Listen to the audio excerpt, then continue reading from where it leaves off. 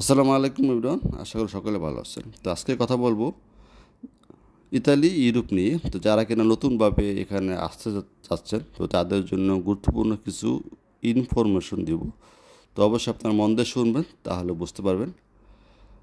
তো এখানে আপনারা আসবেন কিভাবে? তো বেশিরভাগই মানুষ কিন্তু ডাইরেক্টলি এখন বর্তমানে আসতে পারে না। তো সেক্ষেত্রে অন্য দেশ ঘুরে তারপরে এখানে আসে।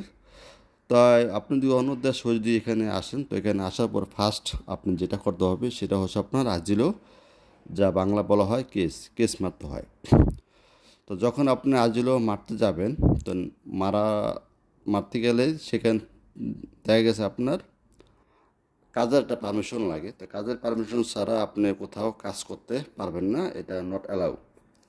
যখন আপনি কেস মারবেন, তো কেস মারার পরে যখন কাজটা হাতে পাবেন, তো সেখানে লেখা থাকে আপনার 2 মাস অথবা 3 মাসের ভিতরে আপনি কাজ করতে পারবেন।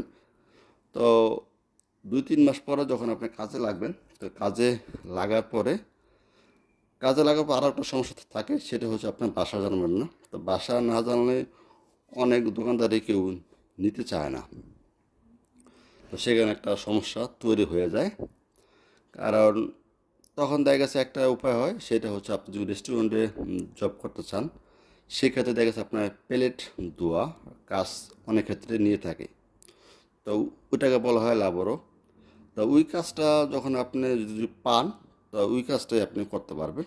তো এখানে আপনার মোটামুটি স্যালারিও খারাপ দিবে না, ভালোই দিবে, অথবা 1100 থেকে 1200 স্যালারি দিতে পারে প্রথম অবস্থায়। তো এটা ভাবেন না যেন পেলে কাজটা অনেকটা সহজ হবে, কিন্তু না, এটা বলবো না। আর রেস্টুরেন্টে সবচেয়ে তো আপনার মানে ওই প্লেট ধোয়ার কাজটা হচ্ছে সবচেয়ে কঠিন কাজ। যখন আপনি উপরের লেভেলে উঠবেন, তখন আপনার কাজের চাপটা কম লাগবে।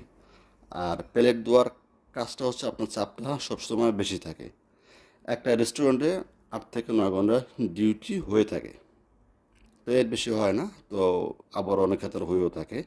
যাই হোক, তো 9 ঘন্টা যখন আপনি ডিউটি করবেন, এক্সাম্পল বললাম, তাই সেখানে কাজ করা ওই 9 ঘন্টায় আপনাকে দাঁড়াইয়া প্লেট দিতে একটা একটা সিরিয়াল বাইতে আছে, নন স্টপ। ঠিক আছে? তো এখানে আপনি শুধু সুযোগ পাবেন যদি আপনার লাঞ্চ টাইম থাকে 5 মিনিট, ওই খাইতে আপনার যতক্ষণ লাগে, মানে উতুরদিকে আপনি ব্রেক পাইবেন, এছাড়া না। আপনি ওই 8 থেকে 9 ঘন্টা ডিউটি যদি থাকে, ওই 9 ঘন্টা পর্যন্ত আপনাকে ওই প্লেট একটার পর একটা দুইতেই হইব, কোনো মানে থামাথামি নাই। তো বললাম তো যে সবচেয়ে কঠিন কাজটা হচ্ছে ওইটাই। মানে যারা কি না পরিশ্রম করতে পারেন, তাদের জন্য ওটা বেস্ট। আপনারা ভালোটা ইনকাম করতে পারবেন। কারণ 1100 থেকে 1200 ইউরো যদি বেতন পান, তখন দেখা যাচ্ছে বাংলাদেশের টাকা 60 থেকে 70 হাজার টাকার মতন চলে আসে। তো এইটা 1,60 থেকে 70 হাজার টাকা। তো এই টাকাটা প্রতি মাসে আপনি ইনকাম করতে পারবেন। আর যারা কিনা হয়তো বা মানে বেকার আছেন অথবা বাপের হোটেলে খান, তাদের জন্য এটা অনেকটা হার্ড হয়ে যাবে। তো তাদের জন্য এটা পরিশ্রমটা অনেক কঠিন হবে, অথবা তারা মানতে পারবেন না। কারণ এই কথা কেন বলছি, কারণ বেশ কিছুদিন আগে এখানে আমি যে শহরে থাকি, এই শহরে একজন ভাই এরকম আইছিল। তো আসার পরে মানে সব কিছু তার হয়েছিল, কাগজপত্র ঠিক করা হওয়ার পরে সে আর এখানে থাকে নাই। থাকার পর বাংলাদেশে আবার ব্যাক করছে, কারণ আমার এখানে ভালো লাগে না, কাজে পরিশ্রম এই সেই বকচকর। যাই হোক, যদি আপনার সে হয়তো বা এটা তাই সে হয়তো বা দেশে কোনো কাজকাম করে নেই। তো এই জন্যই বলছি যে এই ইউরোপ দেশটা হচ্ছে আপনার, আপনি কাজ করবেন, আপনার মালিক আপনাকে ভালো জানবে। আর কাজ করবেন না, মালিক আপনাকে ভালো করবে না, প্লাস হয়তো বা 1 মাস দেখবে আপনারা কাজ করেন, যদি ভালো কাজ করেন তাহলে আমার রাখবে। আর যদি দেখেন না কাজের আপনি ফাঁকি দেন, কাজ করেন না ঠিক মতো, তখন দেখেছে আপনাকে না করে দিবে, তা আপনি চলে যান।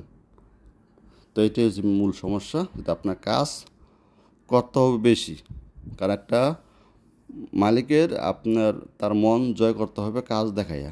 তো কাজ যদি আপনি না দেখাতে পারেন, সেক্ষেত্রে আপনার নামে কমপ্লেন যাবে যে এগুলোকে কাজ করে না, কাজ অনেক স্লো, তো ওইটা রাখা যাবে না।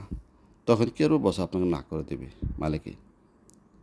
তো অবশ্যই এটা মাথায় রাখতে হবে, আপনারা যদি আসেন ইউরোপে, তো কাজ মেনে এবং কাজ বেশি করতে হবে, এটা মাথায় অবশ্যই রাখতে হবে।